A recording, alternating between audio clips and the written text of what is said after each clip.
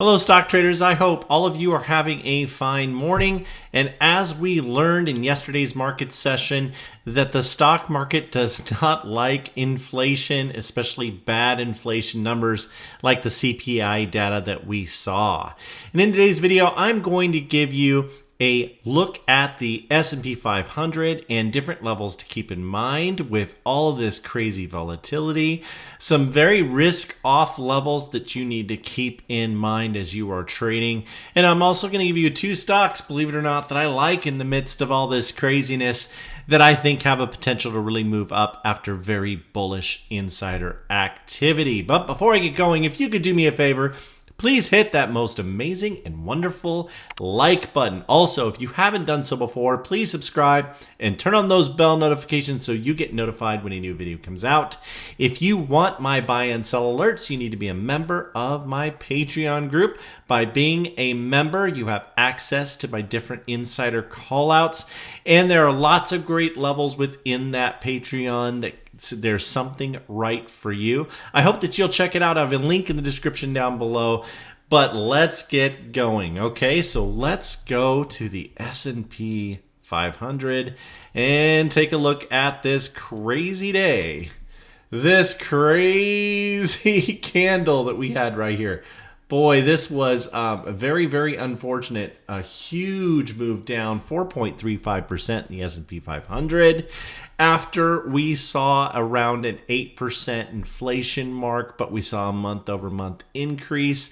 This is showing that inflation is even any type of increase with this report when it was expected. And also we got oil and gas that's come down in price. We should have seen a better number than this, and so a lot of investors were very nervous about this. And so some different things happened. The first thing was the VIX started to climb, but not a huge amount. So you take a look at the VIX here. Let's take a look at it, and yes, it went up 14%, but it did not get past 20. It did not get past 29, and 29 is a key level for the VIX. Different levels to pay attention to are 29 is getting above that is extremely, extremely bearish. 24, 29. Another level is 38. And then 46 is extremely bullish because when we've seen that level on the VIX, even though it's typically really, really bad for the market, and typically the market is in total, utter panic mode, this has been a good time for bulls to load up, really go all in on stocks and make plus 100% gains when that happens. And so that is something that we're looking for. If we're going to have a sell-off, I hope it sells off ridiculously so that I can have cash on the sidelines and just wait for that 46 bottom. And that is something that you may want to pay attention to. If you see the VIX spiking and you see it get to 46 and you're as cash on the sidelines and you're seeing just massive blood in the streets, then that would be an opportune time. And in those times, I have made killer money in the stock market during COVID. When the VIX hit 46, I put lots of money in, and soon we had all kinds of easing, and things went very, very well. Also in early 2009, I believe, I made a killer amount of money when the VIX hit that level also. So those are some different things to kind of look for. That's a great opportunity to pick up some fantastic deals when others are panicking. You always want to be buying stocks when there is blood in the streets. All right, so let's talk about these different numbers and let's get going in here. You can see we got all the way down to 393, up a little bit in after hours at 393.95. That's just a little bit of a dead cat bounce. We do not want to get below this line right here. And if you see 390 is risk off. I mean, you will not want to be in the market if we break down 390. If we close below 390, let's say tomorrow, that would be really, really bearish for the overall market. Now, if that were to happen, some different levels to look for. We have this gap that's open down here, all the way down to 379, from 379 to 382. That is a big gap down there. And so we could see that fill. We've now opened up this huge gap up above. We closed some gaps down below. So that's kind of interesting. So now we have some gaps up above. We have another gap at 403, and a gap at 409 area, right around 409. We have another gap up here, all the way up at 420. From 420 to 422, we have another gap at 425. We have another gap at 436. To the downside, some other gaps that are open down here. We have this gap here at 369 to 366, and then we have 354. Ugh. That would not be pretty to get down to those levels, but they're important levels to kind of know that they're there. We could, if we saw some heavy volume selling, if this was to continue. This could be a bear trap. So yes, we had very bad data, but we could see this hold above this line. That is something to watch for. The longer it holds above this, the more bullish that is, that we could see a move upwards.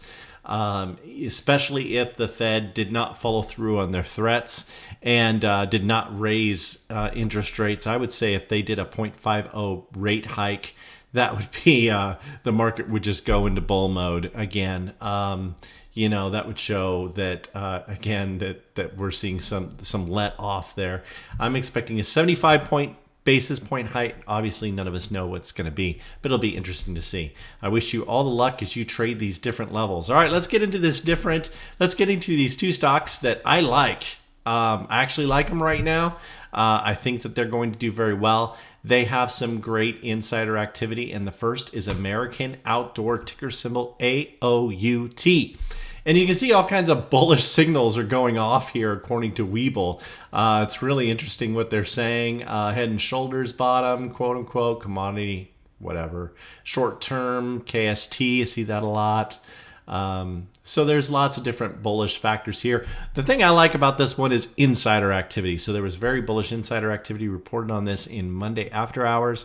And so this stock did actually pretty well. This was one of the call-outs in our Patreon group. It was one of the 4 call-outs that I had in the morning.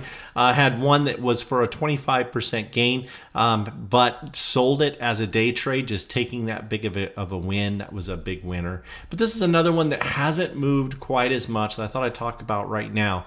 And just to all you viewers out there, and see this stock. So it's had some very bullish activity. I like it for that reason. That happened on Monday, so that's this candle here. We've had a little bit of a move at 2.97%. It's down in after hours, so you might be able to catch a really good deal on this in pre-market when you are watching this video on Wednesday morning.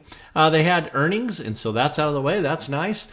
We have a MACD bullish crossover. It's getting close to overbought, but it's not quite at overbought levels. The stock is has hit oversold levels not too long ago, down at 710, and it looks like 1110 is an open gap to the upside. So lots of different things on this one. I like American Outdoor for that reason, ticker symbol AOUT, and I think that this one's going to do well coming up. The next one I want to talk about is LiveRamp. This is another one that had bullish insider activity reported in after hours on Monday. And so this is coming off. This is great value right here. So you can see all these different things. We have this gap to the upside at 26.39. So I like that as a possible fill the gap. Even in these market conditions, I think the insider activity was really strong. We just had a MACD golden cross. We got lots of different things kind of pointing to positive things on this. I'm expecting continued momentum on this. Obviously, I don't know that's going to happen, but with the insider activity and some of the other things that are kind of going on, I think this is one that could outperform the market at least. I wish you all the best in the stock market. Please be careful out there. If we break that 390 level, sell stocks, put cash on the sidelines, and wait for that VIX to hit 46. As we bounce on that level, so those are some of the things to look for. But pay attention to the VIX. It can give you clues to when we hit bottom. We may not have hit bottom, even though I was hopeful that we did. Hope doesn't do anyone a lot of good, but I was hopeful that we did, but I'm not quite so sure right now. Watching the price action is going to be very important. I wish you all the best, and Raythoven out.